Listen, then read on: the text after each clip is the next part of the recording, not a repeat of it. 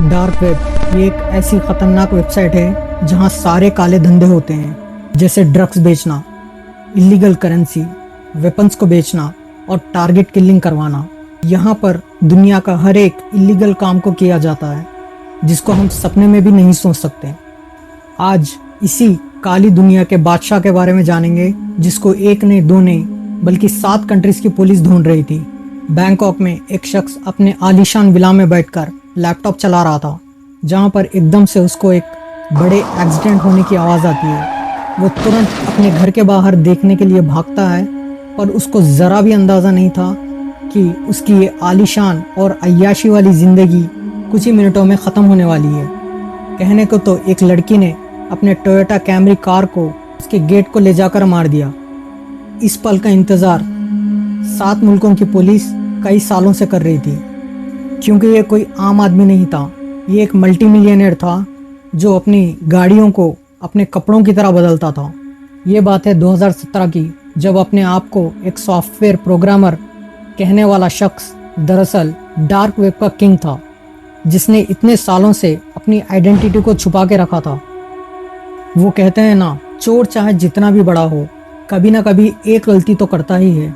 वैसे ही इसकी एक छोटी सी गलती से ये अपना सब कुछ खो देता है। ये बात है 2010 की, जब डार्क वेब धीरे धीरे पॉपुलर हो रहा था, जहां दुनिया के सारे इलीगल काम होते थे। जितने भी लोग ये काम करते थे वो अपनी आइडेंटिटी को दुनिया और पुलिस से छुपाना चाहते थे। ऐसे लोगों के लिए डार्क वेब एक सही प्लेटफॉर्म था। जैसे इंटरनेट पे हम ब्राउजिंग यूज़ करने के लिए गूगल क्रोम या ओपेरा मिनी का इस्तेमाल करते हैं, इसी तरह डार्क वेब को यूज़ करने के लिए कुछ स्पेशल ब्राउज़र्स को यूज़ किया जाता है, जो यूज़र्स की आइडेंटिटी को छुपा कर रखते हैं, जिसमें बहुत सारे सर्वर्स इसको प्रोटेक्शन देते हैं, जिनमें एक का नाम है टॉर ब्राउज़र। कोई भी इलीगल काम के लिए ऑनलाइन पेमेंट करना पड़ता है, जिसमें बहुत प्रॉब्लम्स आती थी, पर इस प्रॉब्लम को क्रिप्टो करेंसी ने 2010 में सॉल्व कर दिया, क्योंकि क्रिप्टो को ट्रैक करना इम्पॉसिबल है।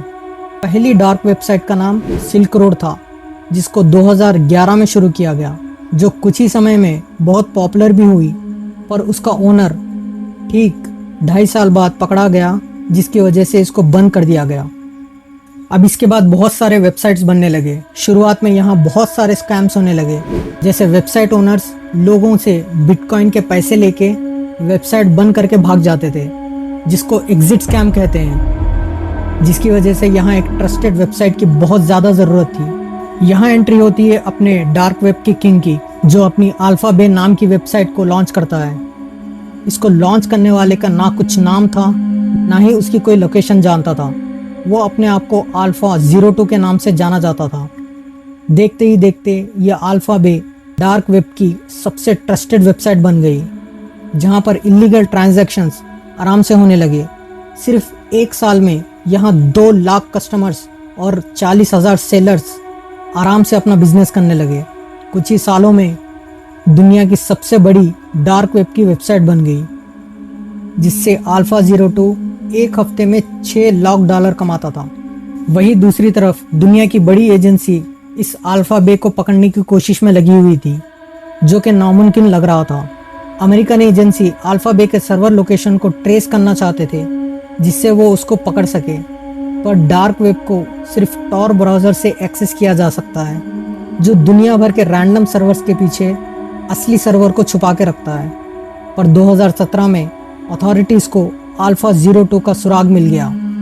DEA यानी ड्रग लॉ एनफोर्समेंट एजेंसी के एक ऑफिसर रॉबर्ट मिलर अल्फा 02 की तलाश में कंप्यूटर के सामने बैठे हुए थे। तभी उनको एक ईमेल आता है। आपको पता होगा, जब भी हम कोई वेबसाइट पर लॉगिन होते हैं तो एक वेलकम ईमेल आती है। ऐसी ही एक ईमेल ये अननोन आदमी को आई, जिसने ये ईमेल रॉबर्ट मिलर को सेंड करा। ये ईमेल 2014 की थी, जिसको इस आदमी ने संभाल के रखा था। ये ईमेल जिस वेलकम ईमेल एड्रेस से आई थी वो ये था।